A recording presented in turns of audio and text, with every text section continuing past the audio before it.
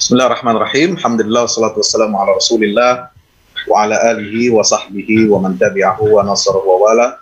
La haula wa la quwwata illa billah. Subhanaka la ilma lana illa ma 'allamtana innaka antal alimul hakim. Rabbi ilma warzuqni fahma. Allahumma ja'al hadzal amal khalisan li wajhikal karim bi rahmatika ya arhamar rahimin. Sahabat-sahabat, teman-teman sedekah yang menghadiri forum Quran ini, alhamdulillah tidak ada forum atau majelis yang lebih indah, lebih mulia, dan lebih menggembirakan hati kita semua hamba Allah, lebih daripada majelis Al-Quran, ya, yang mana Nabi SAW menyatakan, ya, majtama'a qaumun fi baitin min buyutillah yatluna kitaballah wa yatadarasuna bainahum illa nazalat alaihimus sakinah wa ghasyiyatuhumur rahmah, ya, wa haffat bihimul malaikah wa dzakarahumullahu fi man indah. Ini majelis ilmu yang luar biasa yang insyaallah mudah-mudahan kita semua dapat 4 keutamaan itu, ya, turunnya sakinah dari Allah, ya, kita diliputi rahmat oleh Allah Subhanahu wa taala, dinaungi oleh malaikat, dan insyaallah kita juga semua yang hadir di sini menyimak secara virtual, karena hadir, ya, makna atau konsepsi kehadiran sekarang bukan hanya secara offline, ya, tapi kehadiran ini juga bisa dibuktikan secara online, secara virtual. Insya Allah kita tidak berkurang pahala kita, ya, akan disebut nama kita di hadapan para malaikatnya. Amin ya rabbal alamin. Amin, amin. Apalagi, ya, banyak keutamaan majelis ilmu yang disebut oleh Rasulullah sebagai jalan menuju surganya Allah Subhanahu wa taala. Alhamdulillah, malam hari ini forum Quran Sadaqah ini mengambil tema yang sangat penting untuk kita sama-sama kaji, ya, soal beriman kepada Al-Quran. Ini sudah menjadi satu aksioma, kalau kata orang Arab itu minal badihiyat, karena iman kepada Al-Quran itu menjadi rukun iman kita, ya. Iman kepada Al-Quran ini bukan hanya percaya bahwa Allah menurunkan semua kitab suci, ya, kepada para nabi dan rasulnya, ya, percaya terhadap keberadaan kitab-kitab suci tersebut yang pernah diwahyukan oleh Allah, tetapi kitab-kitab sebelumnya, ya, yang kita yakini, kita imani itu telah turun kepada para rasul, itu kan tidak bisa kita kita buktikan saat ini bahwa dia tetap eksis, tetap dijaga kemurniannya oleh Allah Subhanahu wa taala. Yang dijaga adalah sebagaimana penegasan wahyu Al-Qur'anul Karim, yaitu kitab yang terakhir ini. Inna nahnu nazzalna dzikra wa inna lahu lahafidun. Surah Al-Hijr ayat 9. Sesungguhnya kami yang telah menurunkan Al-Quran dan kami yang akan menjaganya. Ada pertanyaan, kenapa di situ disebut kami, Pak Ustadz? Ya, nanti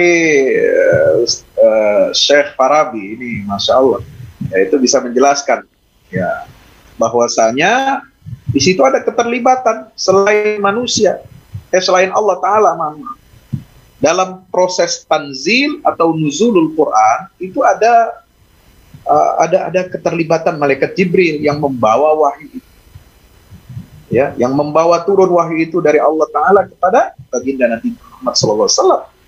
Makanya di situ ada inna nahnu nazzalna dzikra. Ya, bukan berarti Jibril itu nanti akan mempengaruhi, ya, bagaimana redaksional Al-Quran. Ya, pelafazan Al-Quran itu tidak ada pengaruh apa-apa. Jibril bukan bertugas untuk melafazkan Al-Quran. Jibril hanya membawa, menyampaikan apa adanya pada Rasulullah SAW. Sebab Al-Quran ini konsepnya adalah nuzulnya Al-Quran itu adalah lafzan wa ma'nan min indillah subhanahu wa ta'ala. Lafaz dan maknanya itu diturunkan secara murni oleh Allah Subhanahu wa taala. Jibril hanya bertugas membawa saja. Apa dalilnya?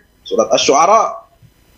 Ya, ayat berapa itu? Wa innahu latanzilu rabbil alamin nazala bihir ruhul amin ala qalbika litakuna minal mundirin bilisanin arabiyyin mubin. Al-Quran itu disebut dalam wahyu terakhir ini, itu disebut dengan sebutan yang istimewa, Tanzilu Rabbil Alamin. Inilah rahasia kenapa Islam itu agama yang otentik, agama yang final dari Allah Subhanahu wa taala, karena dia bersumber dari wahyu yang bersifat otentik dan final dari Allah taala. Itulah yang disimbolkan dengan kata istilah atau mustalah tanzil. Kalau bicara tentang tanzil, nanti ada pembahasan secara filosofisnya, itu dibahas oleh Profesor Dr. Syed Muhammad Nafif Al-Attas, ya, tentang tanzil. Itu konsep yang sangat luar biasa, mengandung kesucian, mengandung keabadian, ya, mengandung makna dia tidak bisa dirubah hukum-hukum sakralnya, hukum-hukum suci. Itulah tanzil, dan dia bersifat universal. Innahu latanzilu Rabbil Alamin nazalat, yang dibawa turun oleh siapa? Oleh malaikat Jibril. Ar-Ruhul Amin, coba, yang membawa Al-Quran ini turun dari Allah Subhanahu wa taala itu adalah Ar-Ruhul Amin, malaikat Jibril yang diberi julukan Ruhul Amin, ya, ruh yang sangat dipercaya. Inilah tugas utama malaikat Jibril, ala qalbi, diturunkan kepada, ya, masukkan ke dalam hatimu wahai Muhammad SAW. Nah, sahabat yang dirahmati Allah, saya tidak ingin karena waktu cuma 40 menit, ya, memang ya segitulah memang kalau kita kuliah ini, satu SKS 40 menit, 45 menit paling lama. Ya, tetapi untuk menyingkat ini materi yang sangat besar, ya, sangat luas, sangat dalam, ya, ini sebenarnya tidak bisa diselesaikan dalam satu SKS. Ya, tapi kita ambil highlight-highlightnya saja. Nanti materinya saya sudah tuangkan dalam tulisan, ya, nanti bisa di-download, ya, di chat room. Silakan masing-masing, nanti itu saya buatkan sejarah otentifikasi Al-Quran, ya, dari sudut pandangan sarjana Muslim dan orientalis. Ya, di situ nanti sahabat-sahabat, teman-teman semua bisa mendownloadnya, ya. Mudah-mudahan insya Allah ini bermanfaat. Tapi nanti saya upload di akhir di akhir sesi kita, ya, supaya tidak kemana-mana fokus perhatian kita ini. Baik, yang ingin saya sampaikan, ya, tentang bagaimana proses turunnya Al-Quran sampai pewahyuannya dan pembakuannya sampai kepada kita sahabat. Singkat, begini, proses wahyu ini turun kepada Nabi SAW sebagaimana diungkapkan oleh banyak para ahli Al-Quran, ya, oleh Syekh Muhammad Abdul Azim Az-Zarqani dalam Manahilul Irfan fi Ulumil Quran, kalau bicara kontemporer, ya. Karena kitab-kitab kontemporer ilmu Quran ini dia lebih sistematis. Bukannya saya tidak mau merujuk ke Al-Itqan atau ke Al-Burhan yang lebih tua, ya, itu di abad ke-5, lalu kemudian di abad ke-10 Hijriah, ya, itu lebih tua. Tapi kalau saya bawa saudara-saudara teman-teman ke sana, ke kitab klasik ini, nanti khawatir kurang nyambung gitu, karena penjelasannya itu ya model ya klasik gitu, ya. Nah, kalau dalam buku muasir, ya, yang ditulis oleh ulama di abad 20 seperti Syekh Muhammad Abdul Azim Az-Zarqani, seorang ulama Al-Azhar, ya, dosen atau guru besar di Fakultas Usuluddin, kemudian Syekh Dr. Muhammad Subhi Saleh dalam Mabahith fi Ulumil Quran, ini menarik. Saya ingin ambil dari dua buku ini, ya, sebagai ringkasan tentang zahiratul wahyu, ya, tentang fenomena wahyu ini. Jadi, ya, ada dua bentuk pewahyuan. yang diungkap oleh Subhi Saleh. Ya, Subhi Saleh ini ulama dari Syria. Nah, ulama Syria ini memang memiliki beberapa keistimewaan. Ya, kita kenal. Memang kalau dalam Turas itu ulama Mesir. Tapi ketika membahasakan Turas ini ke dalam bahasa dan model penulisan modern ilmiah, itu ulama Syria ini lebih menonjol. Memang, ya bukan berarti saya mengkapling-kapling ya, semuanya ada keunggulan. Contoh, kita lebih mengenal dalam fikih misalnya Syekh Wahbah Zuhaili, ya, yang menulis sebuah ensiklopedi fikih, ya, Al-Fiqhul Islam wa Adillatuh. Dalam ilmu hadis, ya, kita mengenal ada Syekh Nuruddin Hidir yang baru kemarin wafat, rahimahullah. Ya, mudah-mudahan Allah terima masukkan beliau ke dalam surga. Itu menulis tentang ulumul hadis, padahal dia alumni Al-Azhar ini. Syekh Nuruddin Hidir itu alumni Al-Azhar.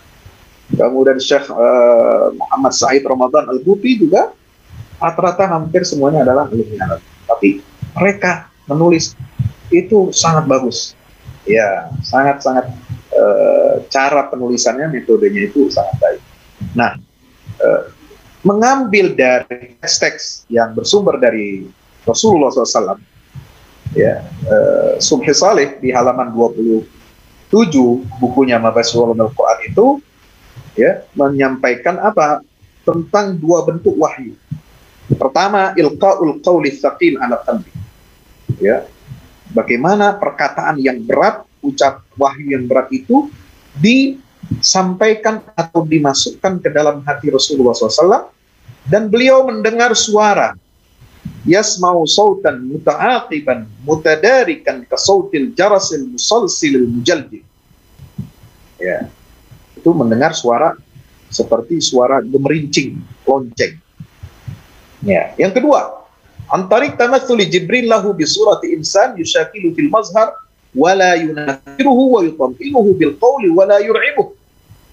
Bagaimana wahyu itu, ya, muncul dengan kemunculan malaikat Jibril dalam rupa manusia yang secara fisik, ya, itu mewujud seperti manusia, ya, tetapi dia tidak menakutkan, tidak dalam bentuk fisik malaikat yang yang aslinya, yang Allah alam, ya, bagaimana itu, ya. Nah, tapi yang jelas, ya, sahabat yang dirahmati Allah Subhanahu Wa Taala, Allah Taala itu berfirman di dalam surat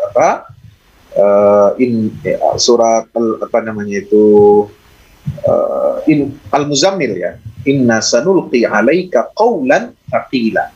Jadi memang wahyu Al-Quran turun pada Nabi itu berupa perkataan yang berat dirasakan oleh Rasulullah, ya, karena ketika Nabi menerima wahyu itu sampai kening beliau ini berkeringat, ya, keringat.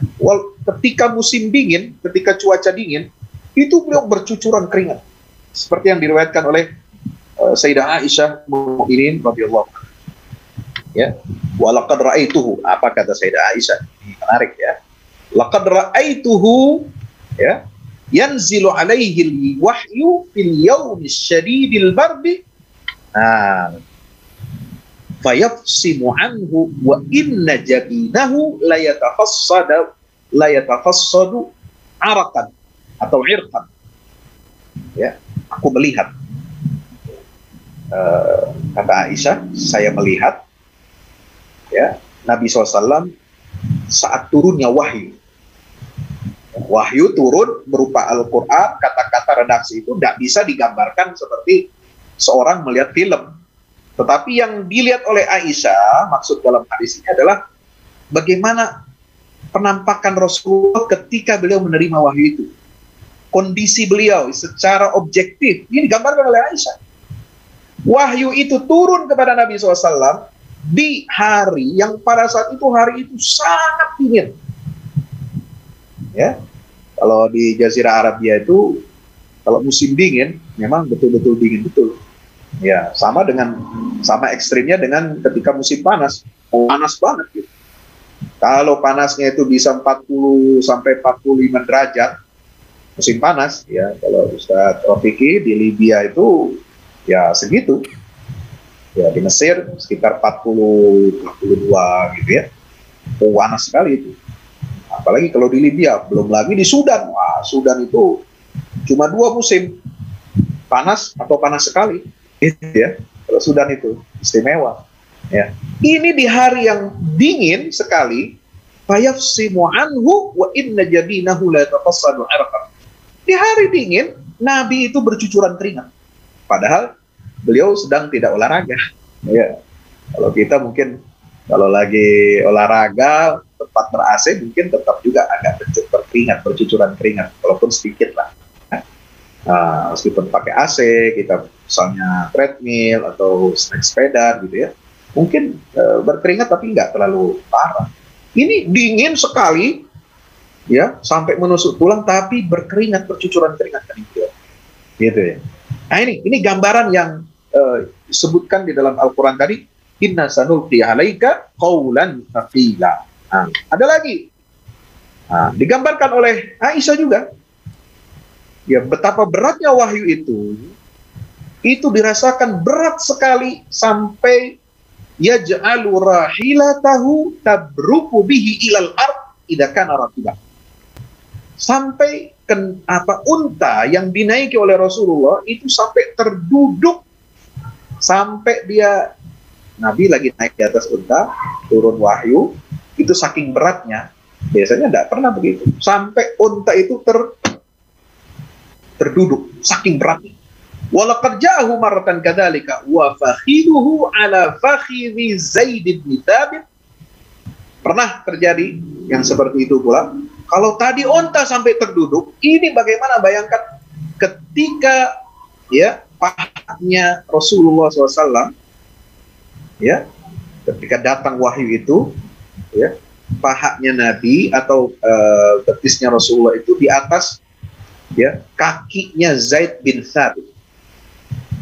Subhanallah.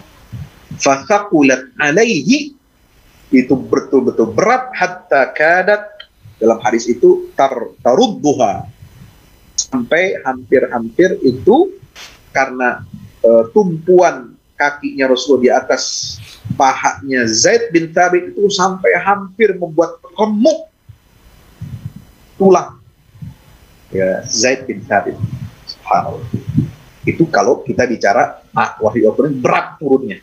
Sanulqi alaika qaulan thaqila. Tapi ada bentuk yang kedua ini, itu lebih ringan, tanpa ada suara gemerincing, tanpa ada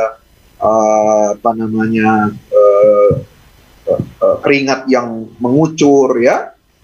Nah itulah yang kadang-kadang yang disebutkan situ ada ya di dalam hadis itu menyatakan demikian. Jadi tidak terasa berat seperti itu. Nah, sahabat teman-teman dirahmati Allah, keistimewaan Al-Quran ini ya turun kepada Nabi SAW, yang menjamin keotentikan Al-Quran ini adalah ini. Rasulullah ketika turunnya wahyu seperti itu, dalam keadaan seperti itu, beliau itu tidak hilang kesadarannya sempurna. Ya. Apa bukti kesadarannya sempurna? Nabi diperintahkan oleh Allah, la tuharrik bihi lisanaka lita'jala bih, inna alaina jam'ahu wa qur'ana fa idza qara'nahu fattabi' qur'ana. Surat Al-Qiyamah ya, ingat. Surat Al-Qiyamah ayat berapa? Ya, saya nggak hafal. Ya, surat Al-Qiyamah pokoknya baca aja dah. Nah, kalau urutan ayatnya itu ya. La tuharrik bihi, tapi itu ketika turun wahyu juga beliau menggerak-gerakkan lidahnya. Maka dilarang oleh Allah, jangan kau gerak-gerakkan lidahmu wahai Muhammad. La tuharrik bi lisanaka lita'jala bi, supaya kau ya tergesa-gesa ingin cepat-cepat menghafalnya. Sebab inna alaina jam'ahu wa qur'ana. Tugas kami sungguh ya itu yang akan menghimpunnya dan yang akan membacakannya kepada engkau dengan sempurna sehingga engkau bisa menghafalnya dengan sempurna. Jadi ketika Nabi menerima wahyu itu, tidak seperti yang digambarkan orientalis, ya seperti apa, kena penyakit ayat, ya seperti seorang sedang ilusi, nauzubillah, seperti orang sedang apa namanya, ya orang gila yang gak jelas menerima sesuatu. Enggak. Ya, dalam bukti-bukti hadis-hadis yang begitu tegas menjelaskan Nabi itu kesadarannya sempurna, ya, bukan punya penyakit. Nauzubillah min dzalik. Nah, dalam kesadaran yang sempurna itu beliau tidak mencampurkan antara, ya, posisi Rasul Nabi SAW sebagai manusia yang menerima wahyu dengan posisi wahyu yang memberikan perintah. Ya, di sini dibahasakan oleh Dr. Sudi Shalih apa? Lam yakhlid alaihi salatu wassalam dan wahida baina syakhsiyatihi al-insaniyatil ma'murah al-mutalaqiyah. Beliau itu hanya sebagai orang atau manusia yang diperintahkan dan yang menerima, al-mutalaqi. Hanya menerima saja. Ya. Ya. Seperti apa, kaset rekam, ya, bukan dia yang bikin redaksi, enggak. Wa syakhsiyatil wahyil amira al muta'aliyah, ya, dan bisa membedakan antara posisi beliau hanya sebagai penerima, resipien, ya, wa baina syakhsiyatil wahyil amira al muta'aliyah, dan apa namanya, kalamullah, wahyu Allah yang memerintahkan dan yang lebih tinggi, lebih luhur dari dirinya. Gitu ya. Jadi Nabi tidak pernah mencampurkan redaksi Al-Quran dengan redaksi yang dilafadzkan oleh dirinya. Ya, tidak pernah beliau mencampur adukan isi Al-Quran dengan isi otak kepalanya. Apalagi dipengaruhi oleh apa namanya kondisi-kondisi lingkungan sosialnya, budayanya, sehingga dengan ini terpatahkan, ya, asumsi yang mengatakan bahwa Al-Quran itu produk budaya. Quran ini bukan produk budaya. Al-Quran itu turun langsung dari Allah melalui malaikat Jibril, redaksinya dari Allah, maknanya dari Allah. Jibril hanya bertugas menyampaikan, al-amin, dipercaya. Kemudian Nabi Muhammad sebagai al-mutalaqi, ya, dia membedakan antara diri sebagai mutalaqi dengan Allah, zat yang amirah muta'aliyah. Maka di situ disebutkan bahwa in wahid, beliau ini sadar annahu insanun dha'ifun baina yadayillah. Beliau itu sadar bahwa dia adalah manusia yang lemah di hadapan Allah Subhanahu wa taala. Yakhsha an yahulallahu bainahu wa baina qalbi. Makanya Nabi sering berdoa kan? Ya musarrifal qulub, sarrif qalbi ala ta'atik. Ya muqallibal qulub, tsabbit qalbi ala din. Ya, baik. Teman-teman, sahabat yang dirahmati Allah Ta'ala, itu bagian yang menarik dari penjelasan apa namanya. Nah, di sini disebutkan juga gambaran tentang Nabi Muhammad dalam Quran itu adalah sebagai hamba yang mentaati Allah, yang takut kepada azab Allah jika dia maksiat.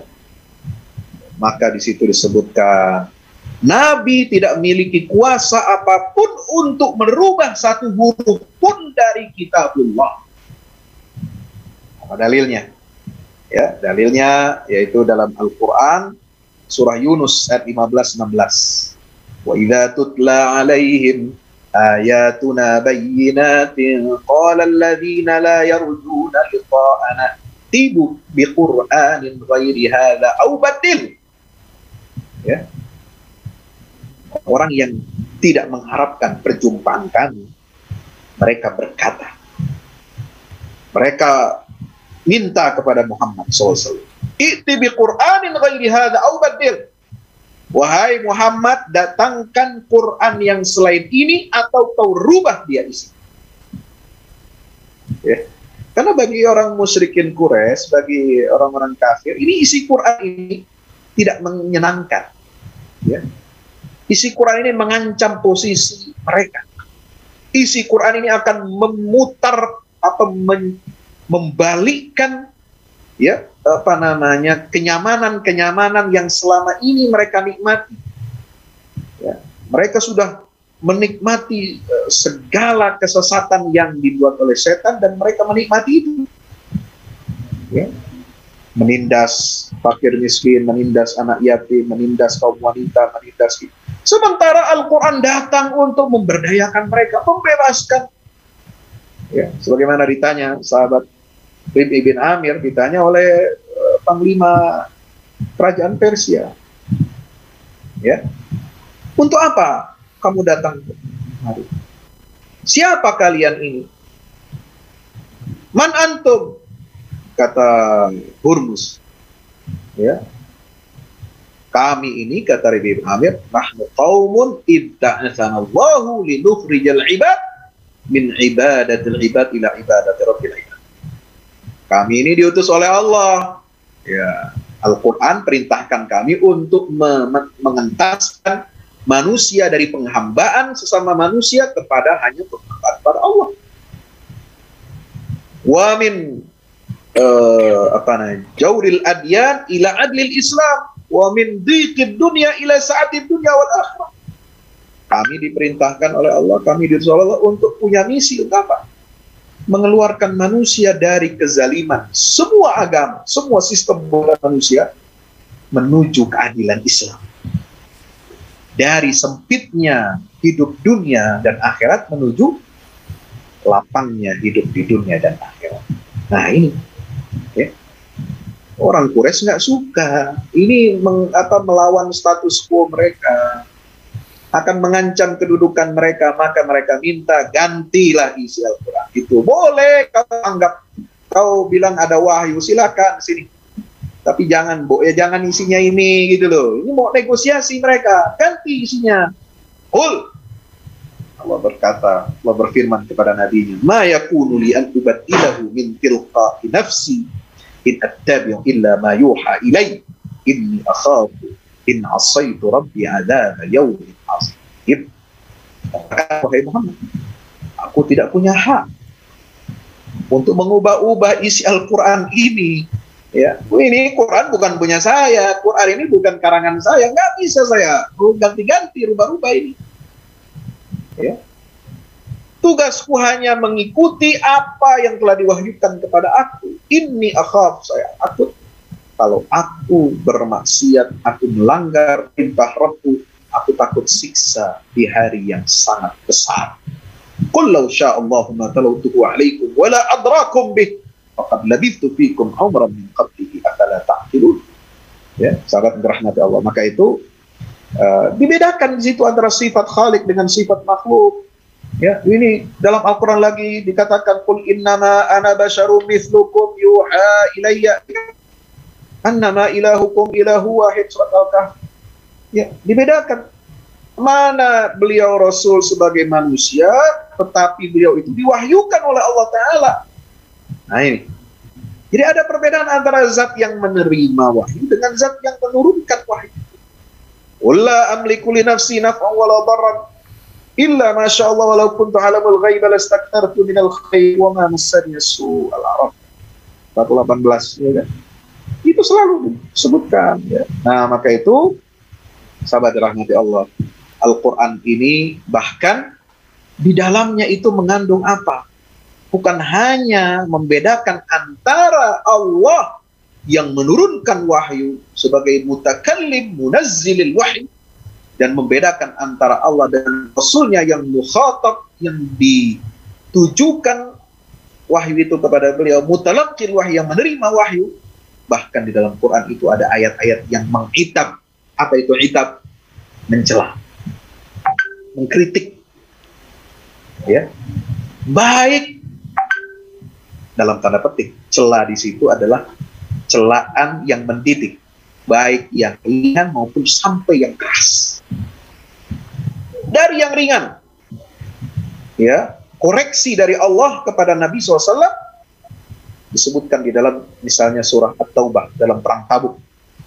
Ya, bagaimana Allah Subhanahu wa taala mengampuni rasulnya yang telah mengizinkan mereka untuk tinggal dalam perang Tabuk. Afallahu anka lima adinta lahum hatta yatabayyana lakal ladzina shadaqu wa ta'lamu kadhib. Allah memaafkan kau. Coba, kalau ayat ini diterima oleh saya, mohon maaf, saya bukan Nabi dan Rasul, alhamdulillah. Enggak. Misalnya ada orang ngaku-ngaku sebagai Nabi dan Rasul. Contoh paling jeleknya saya lah. Ya, aku dapat wahyu. Lalu wahyu itu mengkritik saya. Saya sebagai manusia normal nggak mau dong, gengsi dong, ya nggak. Masa isi wahyu saya ini ya malah mengkritik, malah mengecam, malah mencela saya. Ini nanti apa kata dunia, ya kan? Apa kata pengikut saya kalau wahyu itu malah mengkritik saya, gitu kan? Nggak mungkin. Tapi Rasulullah itu tidak pernah menyembunyikan wahyu. Apa adanya disampaikan. Itu bukti bahwa Quran ini otentik. Inna fatahna laka fatham mubina liyaghfira laka Allahu ma taqaddama min dzambika wa ma ta'akhkhar. Nah, Allah mengampuni engkau. Berarti bagaimana? Kalau ada kata-kata seperti ini turun kepada manusia biasa, ya, yang bukan memang tidak pantas dia menjadi Nabi dan Rasul, pasti dia akan sembunyikan. Apaan nih wahyu? Ya, masa gue perlu pengampunan Tuhan? Ya kita kan udah suci nih katanya. Nah, kan begitu. Bisa saja begitu. Sampai celaan atau kritik yang keras. Sebagaimana dalam kasus turunnya ayat ya dalam surat Al-Anfal ini yang di situ Nabi mengizinkan untuk membebaskan tawanan dari Quraisy perang Badar.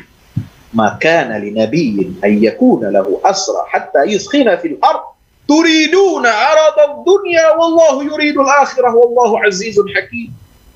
Allah menolak ya tawanan itu dibebaskan, ya mau diganti dengan apa? Bayar tebusan.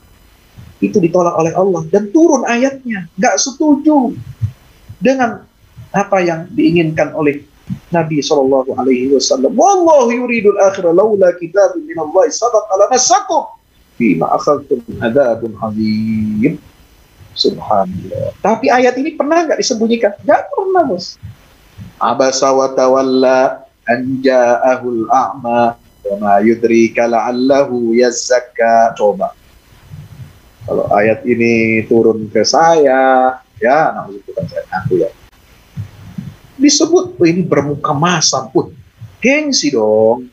Kalau manusia pemimpin, ada pemimpin ya dalam catatan sejarahnya disebut dengan sebutan celaan-celaan, mau nggak dia ditulis biografinya? Pemimpin besar revolusi, pemimpin bapak pembangunan, bapak reformasi, lalu di buku biografi tulis celaan-celaan yang menghina dirinya, mau nggak kira-kira? Nggak mau. Kalau bisa jangan bersih semua catatannya. Ini nggak, dalam Quran ada abasa wa tawalla. Ya, Rasul itu bermuka masa, bahkan berpaling ketika datang seorang hamba yang buta. Ma yudrika la'allahu yuzakka. Ini kecaman, tapi bukan kecaman seperti ya hardikan kita teman kepada sama teman, orang tua kepada anak, bukan. Ini untuk ditakdir, untuk mendidik. Ya, dan itu kalau bagi manusia biasa dia akan malu, gengsi, bahkan bisa dihapus ini dari catatan sejarah. Tapi Al-Quran tidak seperti itu. Nah, apa yang ingin saya sampaikan? Ya, sampai indar dan tahdid, ya, peringatan dan ancaman dari Allah itu disampaikan ada dalam Al-Quran. Walaula an thabbatnaka laqad kitta tarkanu ilaihim syai'an qalila idzan la'adzaqnaka dhi'fal hayati wa dhi'fal mamat thumma la tajidu laka 'alaina nasira.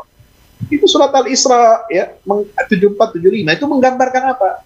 Ketika Nabi di Mekah itu sempat ada tawaran. Ya. Wahai Muhammad, engkau nggak mau tinggalkan agama. Udah, gini deh, kita sampai pada titik yang paling maksimal. Udah paling minimal nih. Ya. Lu kata kalau bahasa gue lu Betawi nih ya. Udah lu nggak apa-apa deh, tetap sama agama lu, gue agama gue. Tapi tolong ya, lu kan udah nolak, ya kan? Ente kan udah nolak, nggak mau hari ini kita sembah Tuhanmu, besok engkau Tuhan sembah kami, kan nggak mau. Udah, ini paling minimal nih, udah nih, paling mentok, kita nego ya, kita nego aja, kita cincai aja. Apa caranya? Engkau menunjukkan jari kelingking, nggak perlu nunjuk jari telunjuk kelihatan banget kan. Kelingking deh yang kecil, jari kelingking. Ya. Ketika engkau di Ka'bah beribadah kepada Tuhanmu itu, coba tunjukkan jari kelingkingmu itu kepada Tuhan-Tuhan kami, berhala-berhala kami. Udah segitu aja, dikit aja deh, kecil. Nggak bisa, bos. Laula an tabbatnaka. Allah mengatakan, kalau bukan kami yang mengokohkanmu, wahai Muhammad, untuk tetap dalam tauhid ini, tidak ada negosiasi, tidak ada kompromi dalam tauhid Allah, laqad kita terkanu ilaihim sa'nkali, hampir saja engkau cenderung menerima tawaran itu. Idzan la'adaqnaka dhi'fal hayat. Kalau kau terima itu, kami akan rasakan, timpakan kepadamu siksa yang berlipat di dunia dan ketika nanti mati. Dan kau tidak akan mendapatkan penolong dari kami. Coba bayangkan, Nabi Muhammad diancam begini. Kalau pemimpin biasa, udah dihapus ayat. Udah dihapus ayat. Sahabat malu nggak? Misalnya nih sahabat nih, model-model kita punya pemimpin kayak begitu, dicantumkan, dan malu nggak? Malu. Tapi itu bukan urusan malu, ini urusan wahyu Al-Quran diturunkan untuk disampaikan. Jadi pelajaran ibrah bagi seluruh manusia sampai hari kiamat. Inilah keistimewaan Al-Quranul Karim. Maka itu ketika Allah turunkan ayat, ya, A'udzubillahi minasyaitonir rajim, walau taqawwala 'alaina ba'd al-aqawil akhadna minhu bil yamin thumma laqata'na minhu al-watin. Ya, dalam surah Al-Haqqah itu ayat berapa itu? 44 ya. 47. La'akhadna minhu bil yamin thumma laqata'na minhu al-watin fama minkum min ahadin anhu hajizin. Subhanallah. Maka itu, sahabat dirahmati Allah, Nabi tidak berkuasa untuk mengubah-ubah isi Al-Quran. Apalagi sahabat, apalagi kita yang hidup setelah beliau sallallahu alaihi wasallam. Masya Allah. Sahabat dirahmati Allah, maka itu terakhir saya ingin sampaikan dari kitab Manahilul Irfan fi Ulumil Quran, ya, apa yang menyebabkan Al-Quran yang terjaga, ya, itu ada beberapa faktor. Sebagian yang saya tulis dalam makalah itu, ya, faktor bagaimana sahabat-sahabat Rasulullah SAW itu, ya, adalah orang-orang yang ummi. Nah, ini membantu menolong Al-Quran ini terjaga, bias dihafal. Masyarakat Arab saat turunnya Al-Quran itu tidak mengenal budaya baca tulis. Satu-satunya yang mereka jago ahli adalah hafalan.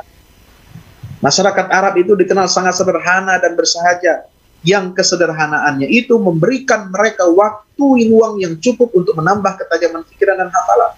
Masyarakat Arab saat turunnya Al-Quran dikenal sangat menggandrungi kesusastraan, bahkan mereka lakukan perlombaan-perlombaan itu dalam waktu-waktu tertentu. Al-Quran mencapai tingkat tertinggi dalam aspek bahasanya dan mengagumkan bukan saja dalam kita juga kafir. Demikian pula Rasulullah menganjurkan umat Islam perbanyak baca dan mempelajari Al-Quran, ya, baik di dalam sholat maupun di luar sholat. Makanya Al-Quran terjaga sampai hari kiamat. Ayat Al-Quran turun berdialog, mengomentari peristiwa-peristiwa dan jawab pertanyaan mereka. Maka itu akan turun sedikit demi sedikit, sehingga mudah untuk dicerna maknanya dan dihafal. Al-Quran itu petunjuk, bersikap teliti dan hati-hati dalam menerima dan menyampaikan berita, apalagi berkaitan dengan firman Allah atau sabda Rasulullah SAW.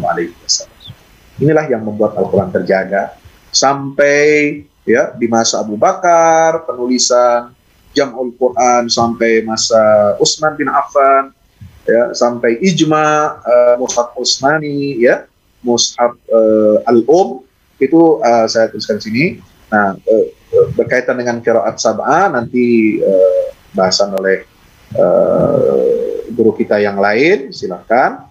Tapi kalau bagaimana Al-Quran ini sampai menjadi qiraat sab'ah, itu seperti yang disabdakan oleh Nabi kita Muhammad sallallahu alaihi wasallam, unzilal Quran ala sab'ati ahruf.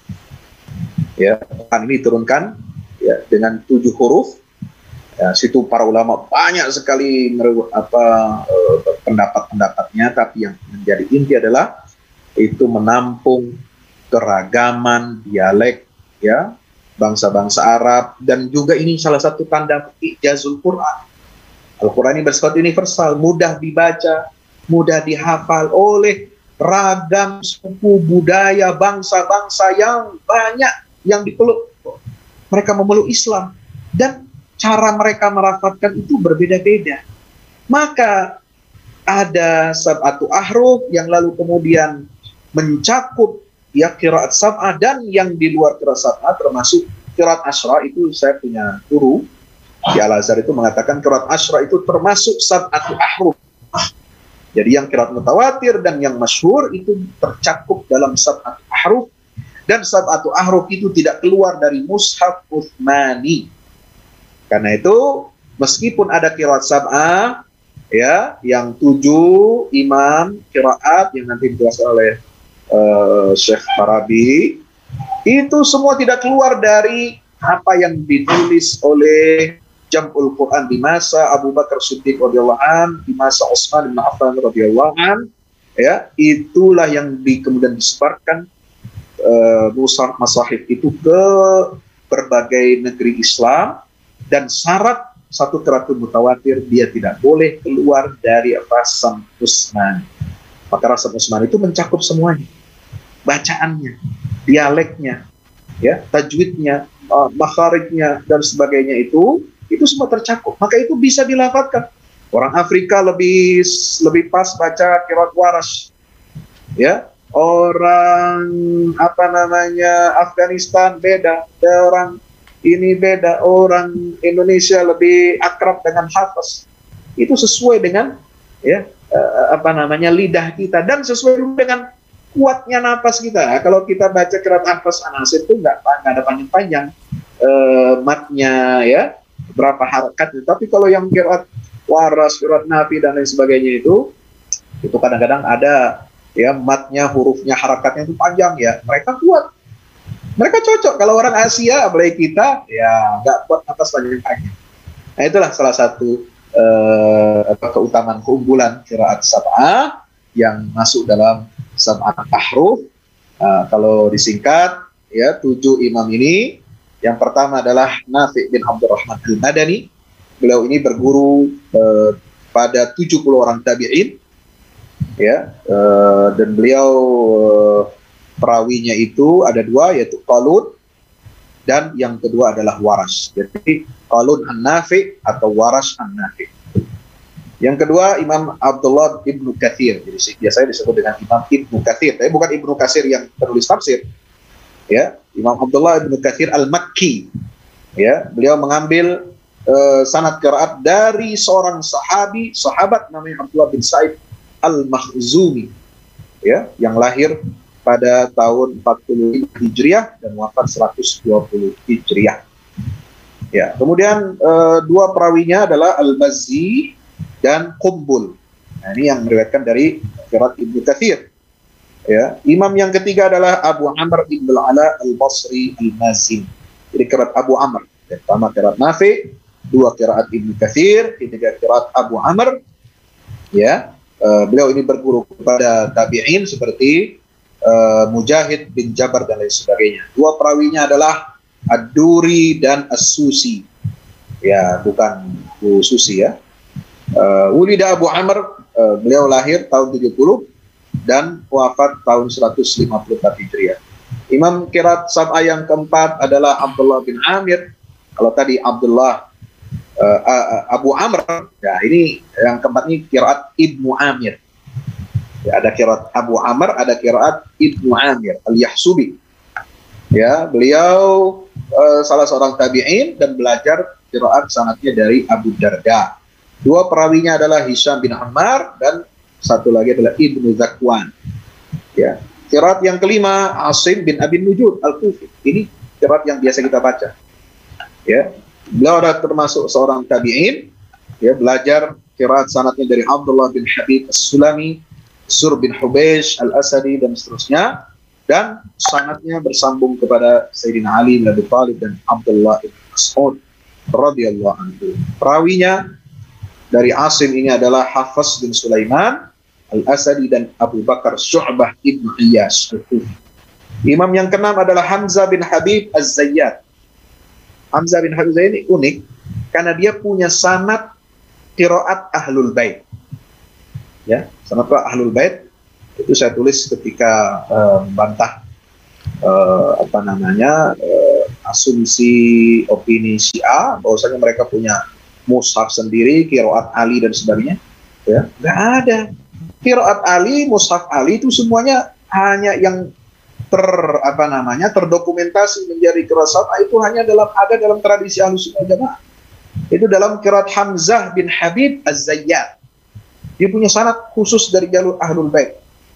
Ya, dari Ja'far Shadiq, dari Ali Zainal Abidin, ya, dari Sayyidina Husain, dan sampai kepada Sayyidina Ali bin Abi Thalib radhiyallahu anhu. Itu ada dalam tradisi qiraat Ahlussunnah Jamaah. Perawinya ada dua, Khalaf bin Hisham, dan yang kedua adalah Khalad bin Khalid Al-Kufi. Yang ketujuh, qiraat Ali bin Hamzah. Nah, kalau tadi qiraat Hamzah, ini Ali bin Hamzah Al-Kufi. Ini yang terkenal dengan Imam Al-Kisai. Ya, ini perawinya ada dua, yaitu Al-Laits bin Khalid dan Abu Amr Hafiz bin Umar Ad-Duri. Demikian. Wallahu a'lam bishawab. Assalamualaikum warahmatullahi wabarakatuh.